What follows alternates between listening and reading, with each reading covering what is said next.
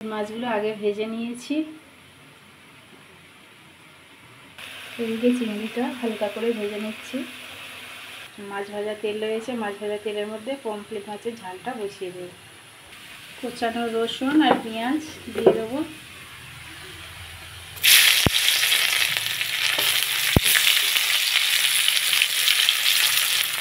আজকে আর গোটা জিরে দেবো না, জিরে গুঁড়ো দেবো।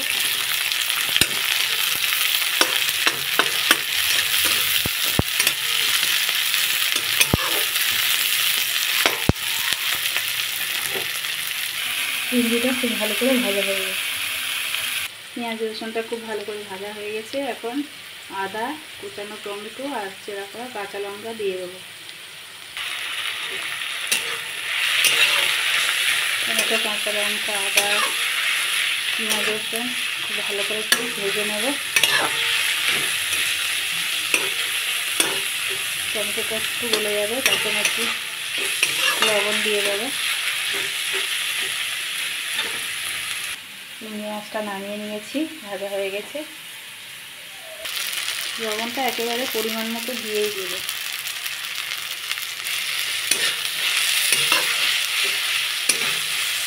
লবণ দিলে টমেটোটা খুব তাড়াতাড়ি গলে যায়।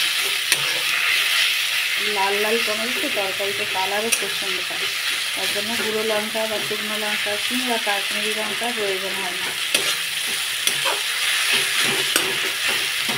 মনে করলে দিতে পারো।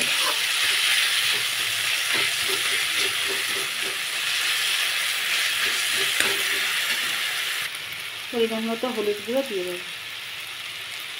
এখন পরিমাণ মতো ধনের গুঁড়ো দিয়ে দিই।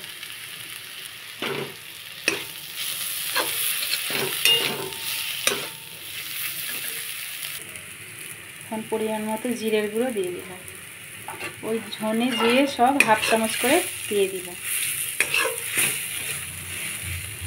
আর একটু কষিয়ে নেব মশলাটা। সব মশলা খুব ভালো করে কষানো হয়ে গেছে। এখন জল দিয়ে দেবো, আর একটু জল দেব। এখন ঢাকা দিয়ে দেবো। মশলাটা ফুটে ওঠা পর্যন্ত, মশলা সমেত যে ঝোলটা ফুটে ওঠা পর্যন্ত অপেক্ষা করব। ঝোলটা খুব ভালো করে ফুটে গেছে। এখন ভেজে রাখা মাছগুলো দিয়ে দেবো।